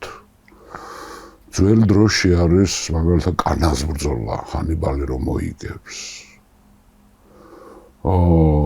ნაპოლეონის ეპოქაში ეს არის აუსტერლიცი. რეებშვება. ნაპოლეონი მაგალითად რომ აი ბუნებრივი იმასაც რო იყენებს ერთი კორპუსი იქ მაშინ ნაპოლეონმა ნისლს გამოაყოლა ნისლი რო წამოვიდა ერთი კორპუსი გამოაყოლა იმას და ვერ დაინახეს მოკავშირეებს ეს არის ხელოვნება სისხლიან საშინელი აი ვიღაცამ არ ჩათვალოს ახლა რომ აპოლოგია ძვირფასო მეგობრებო არ ვიცი რამდენად სასიამოვნოა თუ არა მაგრამ ისა ფაქტი ადამიანი არის მტაცებელი ცხოველი. ამის დამადასტურებელი საბუთი არის ჩვენი გარეგნული მდგომარეობა. ყველა მტაცებელს მხედველობითი ორგანო ანუ თვალები აქვს წინ თავდასხმისთვის. აი ბალახის მჭამელ ცხოველებს თვალები აქვს გვერდებს. რომ თავდასხმა უკანაც იყუროს, გვერდზეც იყურო ვინმე არ. ადამიანი არის მტაცებელი. და ეს ბუნება გამოყვა მე და მე სოციალური ურთიერთობები გაიშალა, მერე ჯერ ტომება, ჯერ გვარებად, მერე ტომებად, მერე ქალაქებად, მერე თემებად, მერე სახელმწიფოდ, მერე ერებად. ეს არის შეკრული მტაცებლების და ყოველთვის წართმევაზე ადამიანი. რამ დღეს რამე იცვლება, რამე რო ვიძახ 21 საუკუნეში ატო ხდება და რომელ საუკუნეში არ ხდებოდა. და ჰუმანიზმის თვალსაზრისით 21 საუკუნე 19 რითი ჯობია. შეხედეთ მაშინდელ ადამიანებს და შეხედეთ დღევანდელ ადამიანებს, თუნდაც პოლიტიკოსებს. ნაპოლეონის ომები რო დამთავრდა, ვენის კონგრესზე დამარცხებული საფრანგეთი იყო მონაწილე, თანამონაწილე. და მეორე მსოფლიო ომში დამარცხებული გაასამართლეს. პირველ მსოფლიო ომში გაატყავეს დამარცხებული. ნაპოლეონის ომების დროს მოსახლეობას არავინ არ ხოცავდა. და მე-20 საუკუნეში ნახეთ, პირველ მსოფლიო ომში არ იყო იმ ხელამსხვერპლება, მეორე მსოფლიო ომში მოსახლეობას ხოცავდნენ ადამიანები. ამიტომ დრო რო გადის, ეს არ ნიშნავს, რომ პროგრესირებს ადამიანის ქცევა. აგერა ჩვენი ბებიები და ბაბუები გავიხსენოთ და დღევანდელი ჩვენი თავი. ყველაფერში გჯობიან ისინი. ქცევაში, ურთიერთობაში, სოციალურ დამოკიდებულებაში. ხო? და აი ეს ომები არის ცვლის სამყაროს და ძალიან ხშირად ცვლილება ნიშნავს რაღაცის წინ წაწევას, რაღაცა სიახლის შემოტანას. აი გავგამელა ეს არის. გავგამელას ბრძოლა, სახელოვანი ბრძოლა, ხო, ერთ-ერთი უდიდესი და ძალიან მნიშვნელოვანი, ხო, ეს სამხედრო ხელოვნების აპოთეოზია ეს. აქ თავი მოიყარა თელმა იმ რეფორმამ 30 წელი საწყალი ეს ფილიპე როდა ტახტზე რო ავიდა და პელას გარდა ქვეყანა დანარჩენი არ იყო ვინ დაესხმებოდა და ვინ შეუვარდებოდა ზავში რო არ იცოდა ის სანამდე მამაშვილმა რაკნეს რომ ეს არის მთელი იმ დისციპლინის იმ საერთო გაწევის წვრთნა მაკედონელების ფალანგის შექმნა მოკავშირეების გაჩენა ბალკანელების მიმხრობა ყველაფერი გამოიყენა და მოიგო ეს სასაული ბრძოლა და ეს არის ქრისტესშობამდე 331 წლის 1 ოქტომბერი სახელოვანი ბრძოლა გავგამელა. ახლა როგორ გააგრძელდა ეს? ბრძოლა დამთავრდა. უბრწყინვალესი უნივერსალური გამარჯვება მოიპოვა დასავლეთმა აღმოსავლეთზე. კაცობრიობის ბედიღბალი გადაწყდა. ამის მერე კიდე გრძელდება, ბევრი ამბები გველოდება, წინააღმდეგობა აღმოსავლეთ ირანში ექნება ალექსანდრეს, მაგრამ გენერალურ ბრძოლაში უკვე გინდა გაშლილ ველზე და გინდა შეზღუდულ სივრცეში ალექსანდრეს ვერავინ ვეღარ გაუბედავს ამას, თუმცა ინდოეთში ექნება ძალიან მძიმე ბრძოლები ექნება ერთ-ერთ ინდოელ რაჯასთან პოროსთან. რომელსაც მე ძალიან დიდ პატივს სცემს ალექსანდრე როგორც ღირსეულ მოწინააღმდეგეს, მაგრამ სპარსეთის იმპერია უკვე ფაქტიურად გატყდა ახლა. რა მოხდა ახლა დარიოსი გაიქცა ძოლის ველი და ისევ მიატოვა ეტლი. ისევ ჩაუვარდა თალაფში მაკედონელებს. გაიქცა ქალაქ არბელაში, აი ეს არის დღევანდელი ერბილი. ძვირფასო მეგობრებო, ეს არის ძველი ციტადელი. ეს არის დღევანდელი ქურთული ავტონომიის ცენტრი ერაყში, ერბილი. აქ გაიქცა დარიოსი, ალექსანდრე მთელი ღამე ზდია, მე იქ არის მდინარე ლიკოსი, იქ დაიღალა მისი მხედრები, აგემა დაიღალა, ძალიან ხან მთელი დღე ნაუმრები იყვნენ ესენი და ცხენები აღარ გაუძლებდნენ, ამიტომ იძულებული გახდა, რომ მდინარე ლიკოსზე გაჩერდა ალექსანდრე, ღამე გაათია, დილით წავიდა ერბილში, ანუ არბელაში, მაგრამ დარიოსი უკვე გაქცეული დახვდა იქიდანაც, დარიოსი წავიდა ეკბატანაში გაიქცა. აი ძვირფასო მეგობრებო, ესაა გავგამელას ბრძოლა, ერბილი არის აქ არბელა, დარიოსი გაიქცა, გადავიდა ეკბატანაში, მიდიის მთავარ ქალაქში, ერთ-ერთი დედაქალაქი იმპერიის.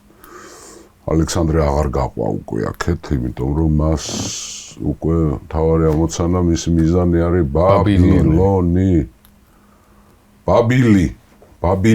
ბაბილუ. აქადურ ენაზე ძვირფასო მეგობრებო ნიშნავს უფლის კარიბჭე.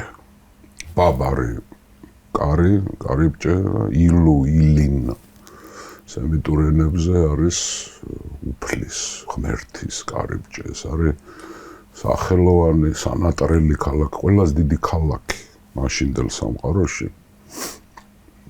ეს არის მეგაპოლისი, ეს არის უკვე გავლილი აქვს გიორგის 3000 წლის ისტორია. ალექსანდრე როცა ბაბილონში შევიდა, მას 30 საუკუნის ისტორია აქვს. ეს არის ძველი შუამდინარული ცივილიზაციის პოლიტიკური, კულტურული და რელიგიური ცენტრი არის და ალექსანდრე დაიძრა, ამოვიდა. ხა დარიოს ეკბატანაში გამაგრდა ერთი იმედით. აი იმედებით დააგვე, ცრუ იმედებით დააგვიატებებით დაიღუპა თავი. მას აქვს იმედი, რომ ბაბილონს და სუზას რო წაიღებს, შეატოვა ეს. ორი დიდი ქალაქი, ესა სუზა, დედაქალაქ სპარსეთს. ბაბილონს და სუზას რო გაძარცვავს, ასე გონია. იქნებ გაძღეს და დამანებოს თავი. დარიოს თან ახლავს 3000 მხედარი და 6000 ქვეითი მარტო. აქედან 2000 ბერძენია.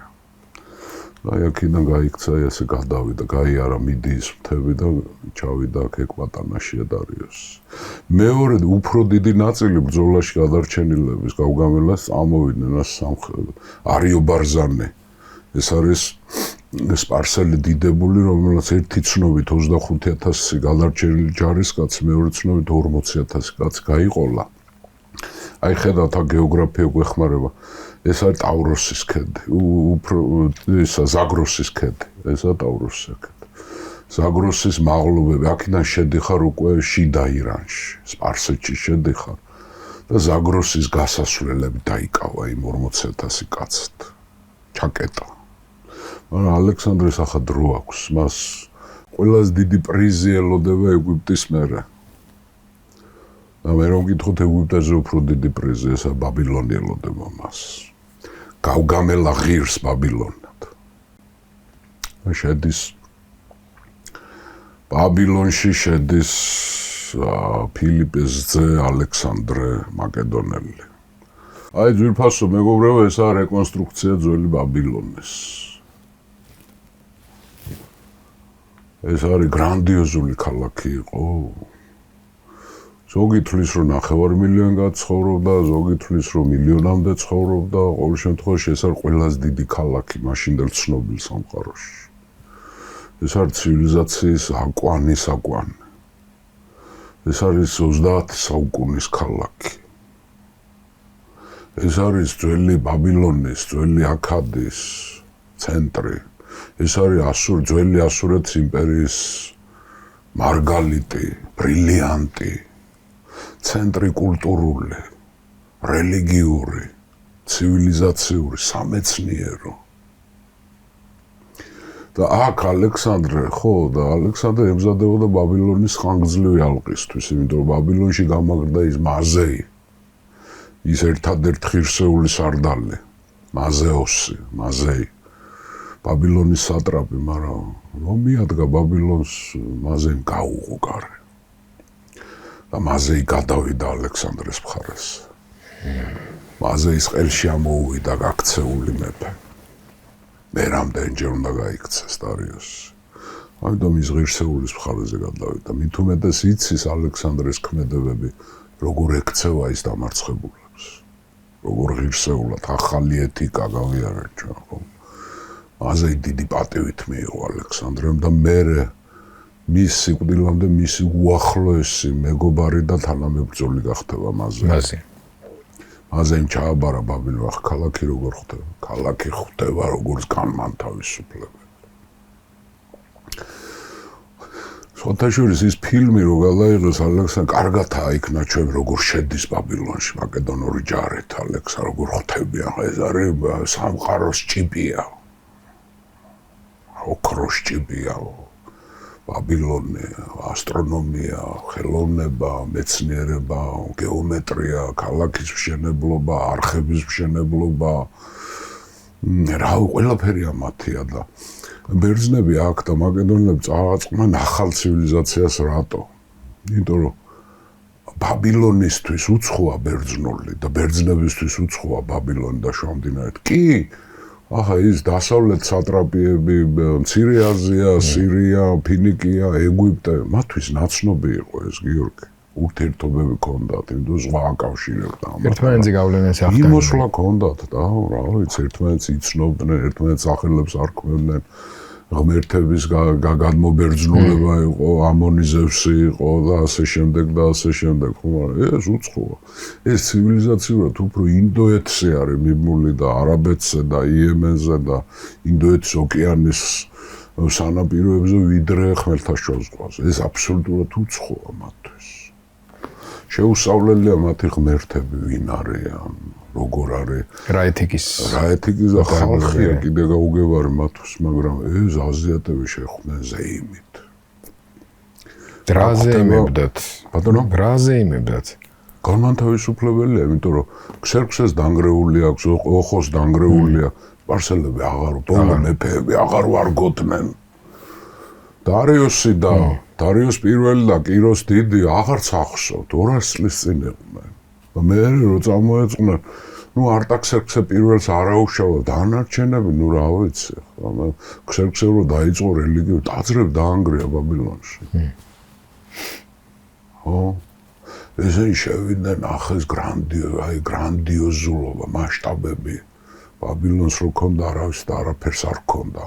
არაფერი მაგდაგვარი არ უნახავთ, არც ბერძნებს და არც მაკედონელებს და საერთოდ ევროპელებს. და შეხვდათ ძალიან ძველი და მაღალგანვითარებული ცივილიზაცია. ხო, როგორი საინტერესო რაღაცაა, ხო, ალექსანდრეს მეტამორფოზა ხდება აქ. თავარი პროპაგანდისტული დევიზი, რომ სპარსელებს პასუხი უნდა მოუთხოვოთ. შურისძიება იყო, ხო? თავარ ფილიპეს და ალექსანდრეს ბერძნებს აიყოლეს და კორინთოს კონგრესის დადგენილება ორჯერ მიიღეს, რომ ბრძოდეთ სპარსელთა. სპარსელებს უნდა დამარცხდნენ სპარსელები. აგერ ქალაქებში შედნენ, ყველა კარგად ხვდება, განმანთავისუფლება, ესე მტრები არ არიან ჩვენ. პირიქით. და მასშტაბები იმხელა იყო, რომ ალექსანდრეს მეტამორფოზა იწყო. მეტამორფოზა პრინციპში პირველად ამონის ტაძარში დაიწყო. ის ევროპელი მეფიდან დაიწყო გაღმერთება. და აქ ღმერთია მათთვის. მარდუქის ხელდებული, მარდუკია მთავარი ღმერთი. ბაბილონში, ხო. ყველა ქალაქს თავის ღმერთები ყავს. როგორც ეგვიპტე ისე იყო ეს. მარდუკია მთავარი. მარდუკი უცებ ზევსად გადაიქცევა. ბერძნებმა იცოდნენ, ბერძნებს ჰქონდა თავი შეთვისების უნარი. ღმერთი ნაბუ, აპოლონი გახდება. ხო? იშთარი, აფროდიტა გახდება. რატომაც არა. იშთარი. ხო, სიყვარულით გილგამეშს რო შეაცდებს, შეეცდება, რომ შეაცდინოს. შამაში მზის ღმერთი ღვთაება. შამაში გახდება ჰელიოსი. ნერგილი გახდება ბრძოლის ღმერთი არესი. ბერძნებს ეს უნარი ქონდა, კოლონიზაცია რატო ქონდათ წარმატებული ბერძნებს, სადაც სახლდებოდნენ, იქო ხალხებთან შედიოდნენ კონტაქტში. იმათ რელიგიებს პატივს სცემდნენ, აბერძნულებდნენ, ისინი შემოყავდათ, ქორწინებებში შედიოდნენ. რამდენი ბერძენი განვიხილა ჩვენ დედით, რომ სკვითები იყვნენ და ასე შემდეგ და ასე. თემისტოკლე არ იყო ბერძენი დედით. ანკარიელი იყო, ანთრაკიელი იყო. მოღებულობდნენ ეს, აი სპარსელები ვერ ითვისებდნენ ამას. სპარსული მმართველობა მიუხედავად პირველი შაჰებისა, კიროს დიდისა და დარიოსისა, აი ვერ ითვისებდნენ დანარჩენ ხალხებს, კონტაქტში ვერ შედიოდნენ. ჩაკეტილი კასტა იყო სპარსული მმართველობა.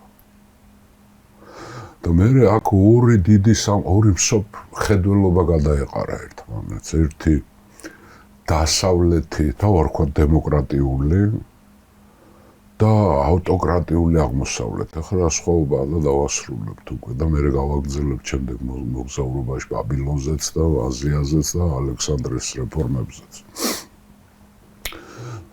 ძირფასო მეგობრებო, დემოკრატიები, ანუ სახალხო მმართველობები შექმნილი არის მცირე ჯგუფების მიერ. ეს არ არის მრავალრიცხოვანი ერების მიერ შექმნილი.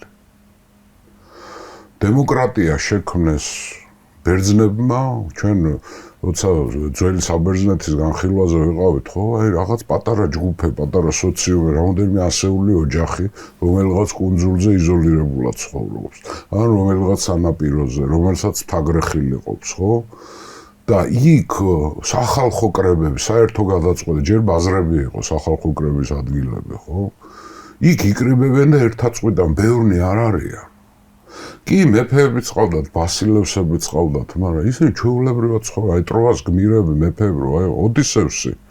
მარტო მეომარი და მეფე კი არ არის. მიწის დამუშავებაც იცის, თევზაობაც იცის, გემის მშენებლობა. მაგარია, შრომელია. თანასწორთა შორის უპირველესია. ის ადასტურებს თავის უპირველეს, ის წამოწოლილი კი არა, რაღაც ღრუბლებში კი არ ცხოვრობს, ოქროს ტახტზე კი არ იჯდნენ. თუნდაც მაკედონელი მეფეები, მოგვიანებით. შეხედე, მეფე საბერძნეთში და მერე გვიან რომში იმათ მეფეები ყავდათ, რომაელებმა რესპუბლიკა მოიგონეს, ანუ ხალხის საქმე.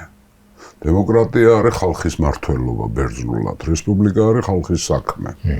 ლათინურად, ხო? იქ მეფეები ყავთ ამათ, მაგრამ იცი როგორ მეფე ვერ გახდება ტირანი, იმიტომ რომ აგერ გიცნობ მე შენ ყოველ დილით ჩემი მეზობელი ხო. შენ რო ტირანი გახდე და შენ რო ავტოკრატორი გახდე, შენ რო ფარაონი გახდე, ან შაჰი გახდე, შენ ვერ უნდა გხედავდნენ, უცხო უნდა იყო ყველასთვის. ყოველდღე ახლა ღმერთს როგორ შეიძლება შეხვდე დილაობით. ხო, ამიტომ ეს დემოკრატია თანასწორი საზოგადოებები შექმნეს მცირეთა ჯგუფების მიერ არის შექმნილი. აი, სადაც ბევრი იყო მოსახლეობა, სადაც სოციუმი დიდი იყო, იქ ვიღაცა უნდა იყოს გამორჩეული, ღმერთის დონეზე უნდა იყოს. ეს შეიძლება ფარაონი იყოს, ეს შეიძლება მეფე იყოს, ეს შეიძლება ასურეთის იმპერატორი იყოს, ეს შეიძლება ნაბუქოდონოსორი იყოს, ახალი ბაბილონის მეფე, ხო? ამიტომ არ უნდა გიცნობდნენ, შენ თუ გინდა ავტოკრატორობა, შენ თუ გინდა ყველას დააჯდე თავზე, შენ არ უნდა გამოჩდე. ხო არ გეცნობათ რაღაცები. ხო? დემოკრატიაში აგერ არის. მეფეა, მაგრამ აგერ არის. მუშაობს, თევზაობს, გემებს აშენებს, მიწის დამუშავება იცის, სანადირო ჩემთან ერთად მოდის, ფეხშველა. ბრძოლაში პირველი შედის. ბოლო გამოდის, მეფე მაგარი უნდა იყოს, ყველას უნდა ჯობდეს კაცობაშიც და მოკვდაობაშიც, მაგრამ აქ არის, ვერ მიწვდა, ქუსლები ჩანს მარტო. ფარაონი ხო გახსოვთ რას ნიშნავს, უფლის სასახლე. ასეთი ამბავი არის და ვიცი, აქ რა არის ხილეს აქ. აქ იხილეს დაკიდებული ბაღები იხილეს. შემთხვევით რომ სემირამიდას იმას ეძახიან. არავითარ სემირამიდა ეს შეცდომით დაერქვა. მე გითხართ კიაქსარმა და ნაბოპალასარმა რომ ნინევია დაანგრიეს, მერე იქორწინეს მათმა შვილებმა, კიაქსარის ქალიშვილი ამიტისა მოიყვანა ცოლად.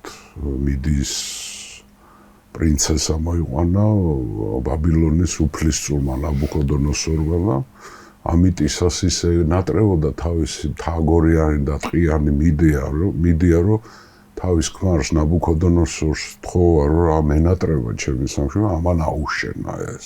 დაკიდებული რატო ქვია, იმიტომ რომ მიწასთან კონტაქტია, სართულებ ტერასებზე აში. ხო. თორე სემირამიდა მე-9 საუკუნეში იყო ასეთი დედოფალი, შამშიადადი იყო ასეთი ასურეთის მეფე, შამშიადად მე-5 იმის ცოლი იყო, ბაბილონელი იყო ეს. მაგდროს უკვე აშენებული იყო. არა, ამან ააშენა. სემირამიდას დროს ეს არ აშენებულ, სემირამიდა იყო 3 საუკუნით ადრე. სინამდვილეში ეს ამიტისას დაკიდებული ბაღები უნდა იყოს, მაგრამ მერე მოგვიანებით ევროპაში როცა რაღაცები დაუზუსტებელი იყო და ესა დაარქვეს სემირამიდას ბაღები, თორე რეალურად ესაა ამიტისას ბაღები. ჩვენ დაუზაღოთ აწი ამიტისას ბაღები. რა ვიცი, ახლა ტრადიციას ვცეთ პატივი. პირობითად სემირამიდას, მაგრამ სინამდვილეში ამიტისას ბაღები არის, ხო? ყველაფერი ნახეს ესა და ალექსანდრე არის დილემის წინაშე. მას და ვასრულებთ უკვე, მას უდგას ბევრი შეკითხვები აქვს, რომელზედაც პასუხები თვითონ უნდა გას. აწი როგორ უნდა მოიქცეს? ის დამპყრობელია, თუ პატრონია. დავასრულოთ ეს საკმაოდ დრამატული და ძალიან საინტერესო თემა, რასაც გავგამელას ბრძოლა ქვია, რასაც ქვია ბაბილონში შესვლა ალექსანდრესი და შემდეგ მოგზაურობებს ჩვენ უკვე ისევ გავყვებით ალექსანდრეს აღმოსავლეთისკენ, იმიტომ რომ ის მთავარი ამოცანა არის აზიაში როგორც ორი მზე ვერ იქნება, ისე ორი მეფე ვერ იქნება, დარიოს უნდა მოუხერხოს რაღაც. ის რა თქმა უნდა არ გეგმავს მის კვლელობას, მაგრამ ყველთაყვანას გეგმავს. ეს საინტერესოა, რას მოუხერხებს დარიოს. ან დარიოსი რას მოუხერხებს თავის თავს, ან სხვა რას მოუხერხებს მას. ძალიან დიდი მადლობა კუბას, მართლაც გავგამელას ბრძოლა და მისი შედეგები ეპოქალური ხასიათის იყო და ზუსტად ასე ეპოქალურად დაგვიღწევე შინაარსიანობას და ძალიან დაგვეხმარა მაკეტია თორე რეალური კიდე სხვანაირი იქნება. ძალიან დაგვეხმარა ის ნახაზები, რომელიც ბრძოლის ველზე მოხდა ხელოვნების თვალსა იმდენად რთული იყო, რომ ჩვენ სქემა უნდა გვენახა. მადლობა ამისთვის, მადლობა ჩვენს მაყურებელს და მსმენელს, რომელიც გამოყვამ საინტერესო ლექციის ბოლომდე. შევახსენოთ ბოლოს მაინც, რომ თუ კი ვინმე გვიყურებს ისეთი, ვისაც ჯერ გამოწერილი არ აქვს დროების YouTube არხი, გამოიწერეთ. მოგვეხმარეთ მეგობრებო, მოგვეხმარეთ და საკუთარ თავსაც მიეხმარეთ. განათლებაზე მიხმარება, განათლება არ არის საკუთრება, ძვირფასო მეგობრებო, განათლება არის საზოგადო საკუთრება, ყველას ეკუთვნის. და ამ საკუთრების გადაზიარებაც არის გარკვეული გაგებით განათლების გავრცელება. ამიტომ მოვიწევოთ გადაცემები, გაუზიაროთ ჩვენს ახლობლებს, ჩვენს ნაცნობებს, ვისთვისაც გვემეტება განათლება და კარგი საქმე. მადლობა დროებით გემშვიდობებით, ერთ კვირაში შევხვდებით უკვე ალექსანდრე მაკედონელის გზას გავყვებით აღმოსავლეთისკენ.